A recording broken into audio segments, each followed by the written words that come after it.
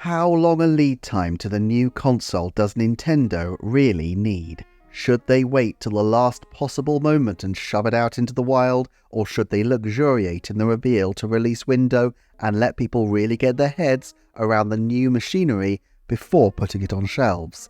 Specifically, I want to address the issue of how long Nintendo would actually need as a lead-in time to actually manufacture their new system. Basically, if Shuntaro Furukawa whacks a big red button today that launches production, when would the machine actually be likely to drop?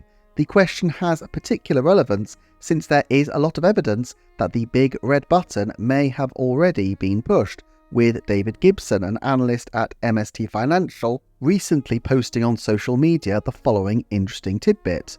No one seems to have noticed the Nintendo assembler Hosiden is spending 2 billion yen on production equipment and 1 billion yen on automation in financial year 3 2025 for its major consumer in amusement, Nintendo.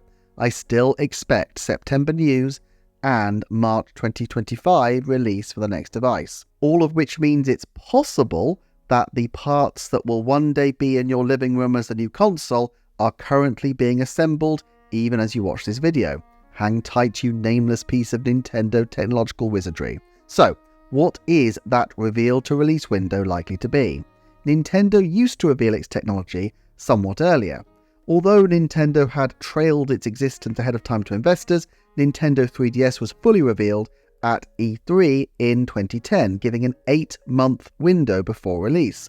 Wii U was also an E3 reveal, but given the console released that same year, it was only 5 months ahead of the drop. Perhaps the best benchmark we have for this is the original Switch, which we believe went into manufacturing around the same time that it was launched. This would give the Switch a roughly 5-month window from reveal to release.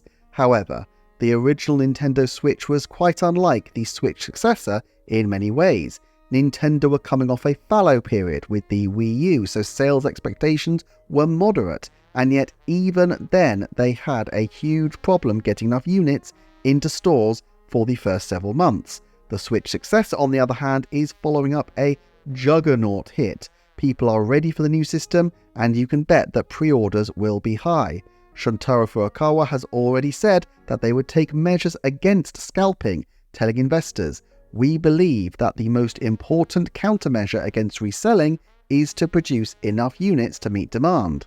This thinking has not changed since last year, all of which I think would push the window upwards of 5 months. In particular, note that the closest precedent to the Switch successor is the 3DS.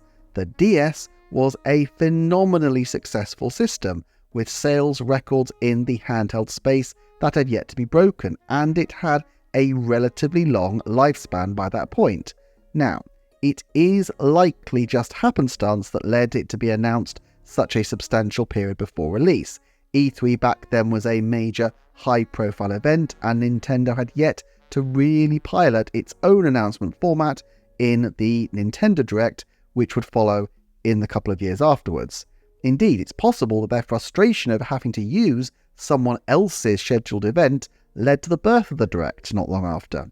But also, Nintendo decided to leave the 2010 holiday window to the still successful DS and only roll the dice on the successor in the new year. All of which meant that 8 months was actually probably about the shortest time available, and maybe therefore is not such a reliable benchmark. Still, let's look at other players in the video game industry and how they have handled the reveal to release window. With the PlayStation 5, Sony helpfully plastered on some models not just the year of manufacture but the month, allowing people to identify their PlayStation's precise ancestry. It's clearly not the case for every PS5, but there are enough people who reportedly do have a date on their PS5 that it seems to be a real thing, and it turns out that there are PlayStation 5s out there made as early as May 2020. Now, to be fair, this was mid-pandemic, so it's possible that their production slowed down as a result of that event. Perhaps they put it into production earlier though to get enough units, but perhaps they also put it into production later because China was locked down in March and in some places into early April. Still, that is pretty much a 6-month reveal to release window for the PlayStation 5. Xbox, on the other hand, seems to have had a smaller window. I can't find any major evidence, but looking through the forums reporting manufacture dates, the consensus seems to be that July is the earliest date for the manufacture of any Series X console. Of course, what complicates matters is that Microsoft had 2 concurrent systems being manufactured, and although they forecast a 65-35 split between Series S and Series X, it turned out to be more like a 75-25 split. I guess despite the surfeit of Series S consoles, Series S users are perhaps less likely to be the kind to share their console release dates on internet message boards. Still, with Microsoft requiring 2 manufacturing lines to meet the same demand, I guess they didn't quite need the same lead-up. Although, of course, the fact that they expected Series X to be the less popular console, as indeed it was, could account for it only entering manufacture in July, whereas potentially the Series S could have been in production a lot earlier. Nintendo, though, has bitter experience in battling against huge demand with too small a supply. A 2007 Wired article during that frantic period where everybody and their dog wanted a Wii recounts the many difficulties customers and retailers faced. Nintendo's George Harrison was interviewed, and his comments give us a bit of an insight into how Nintendo stockpiles consoles. He said in 2007, typically we'd have begun stockpiling console hardware back in August for the holiday season. But this year we were selling all the Wiis we could get, and we got all the way through the summer with basically no inventory in our warehouse. Which kind of brings us on to another limiting factor: warehouse space. Now, to be clear, Nintendo has deep pockets, and if it needs another warehouse, it will get another warehouse. Even if it needed to rent warehouse space for a short period, it could do so, but to have more warehouse space than you generally need is inefficient, and to rent warehouse space for a short period of time becomes fussy and opens up all sorts of security implications for the notoriously secretive Kyoto creatives. Still, if Nintendo usually starts stockpiling in August for a major holiday season, and most holiday quarters sell roughly 2 to 2.5 times other individual quarters, that tells us that they must have a warehouse capacity at least to supply the excess, so potentially several million units across the world.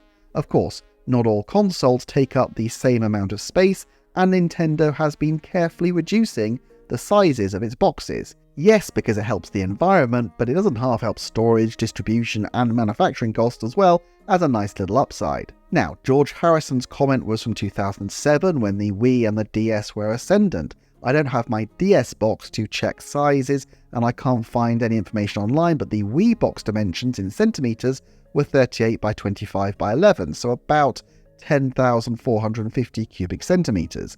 The Switch OLED, which is probably the closest equivalent to the size footprint of the new model, was 26 times 21 times 10, which is 5,460 cubic centimeters.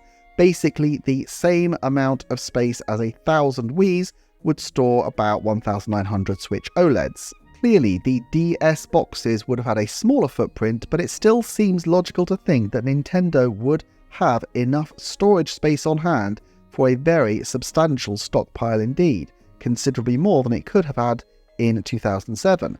That is especially true when you consider that game boxes have been getting progressively smaller as well.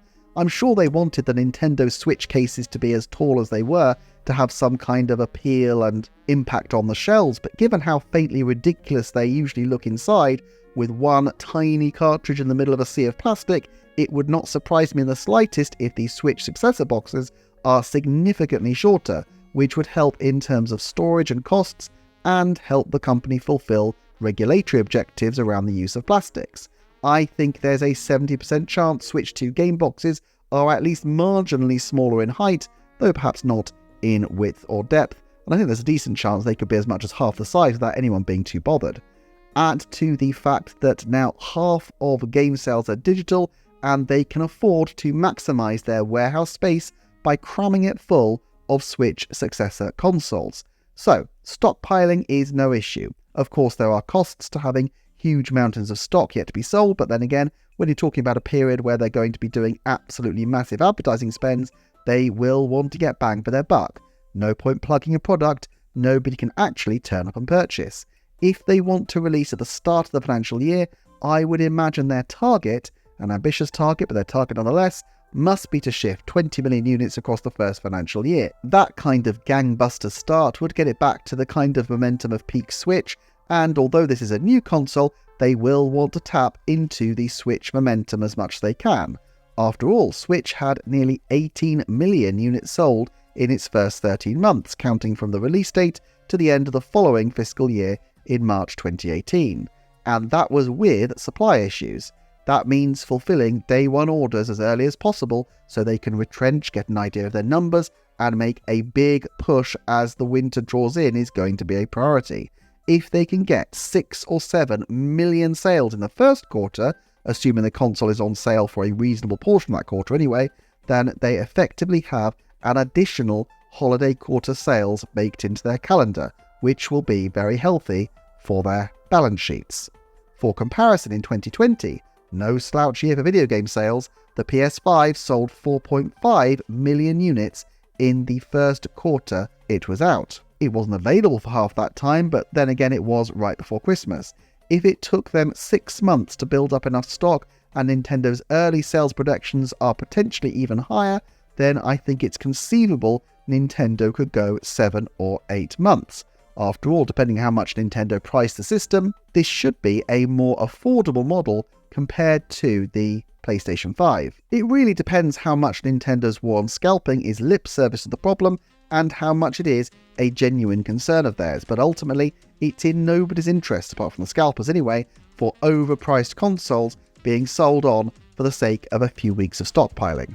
Of course, I could be wrong and they could diversify their supply lines enough that they can crank those consoles out at a much faster rate, and it could be closer to an Xbox situation.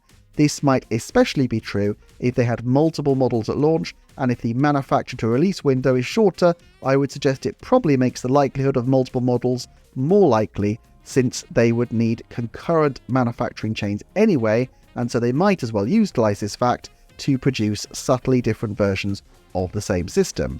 To be clear, I still think a single stock-keeping unit is the likely option, but it will be interesting to see how all this plays out. Let me know what you think, do check out this video on screen, and thanks especially to my Patreon supporters, and everyone who likes, subscribes, shares and comments, and I shall see you next time for another Nintendo Forecast.